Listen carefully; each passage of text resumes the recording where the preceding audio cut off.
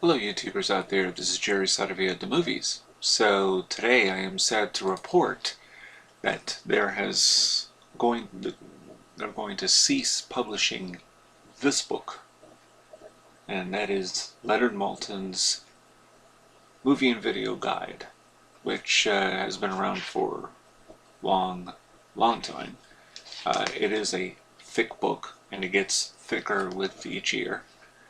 And this year, the 2015 version is actually over with. That's it. They are going to stop publishing Leonard Maltin's book. The book started in 1969 under the title TV Movies. And according to an article I read, this annual guide, which now numbers 1,611 pages and features nearly 16,000 capsule movie reviews, which, by the way, this has been divided into two different books because there's this book and then there's also a classic movie guide, which has more of the films made prior to, say, 1960. A lot of the old classic black and white and other types of films. Anyway, and also another point I'd like to point out, that the book itself also used to cover reviews of movies made for TV, which he started to delete most of those after a while. So anyway, still, it's a big book, and it is a guide.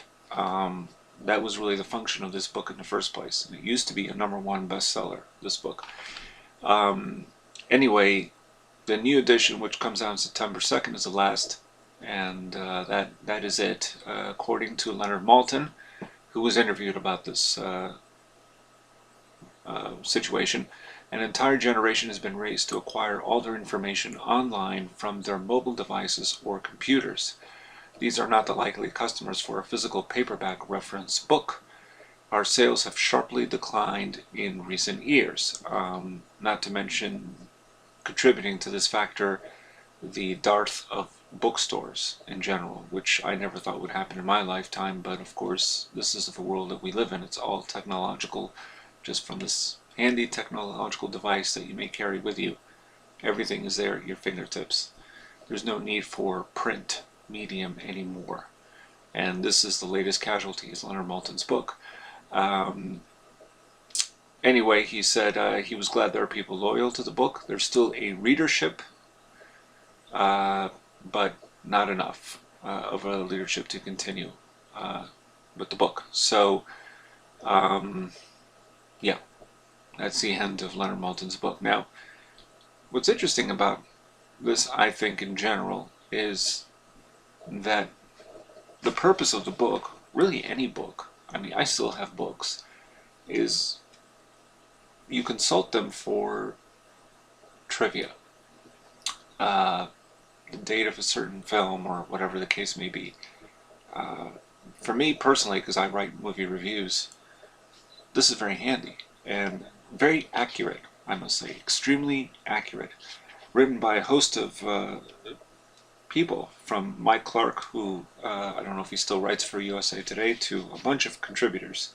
So these are not all just Leonard Maltin reviews. I mean, nobody in their lifetime can see that many movies, but he does contribute heavily to the book.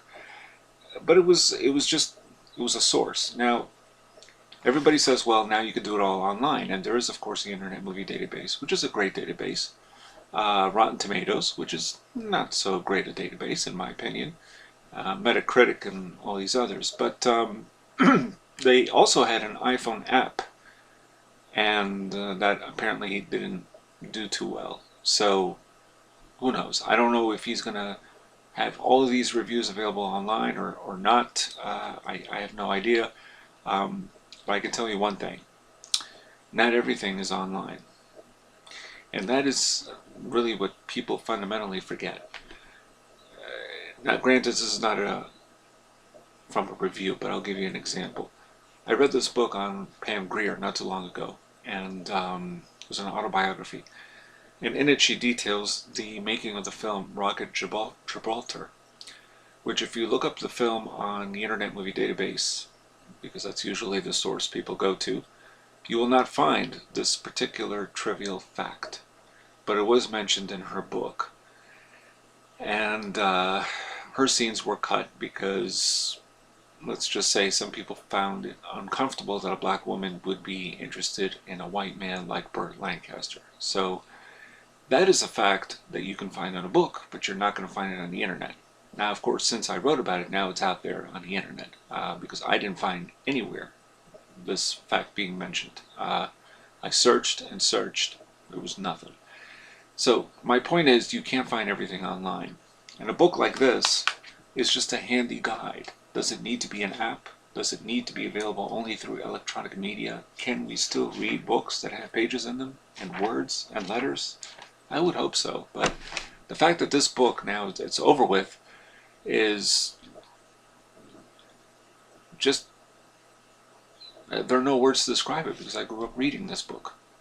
Just like Roger Ebert's annual books, which considerably larger books. They weren't condensed like this, but of course Roger Ebert did review 19,000.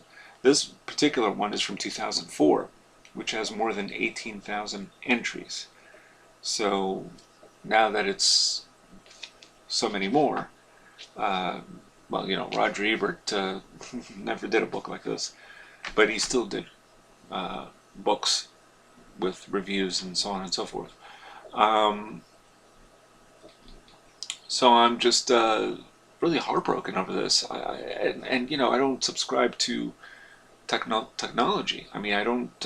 I read actual books. You know, I don't read them in a tablet. Frankly, because I see enough computer screens as it is. I don't need to be reading a computer screen as well when it comes to a book. It's just a shame. It's shameful. That's all I got to say about that.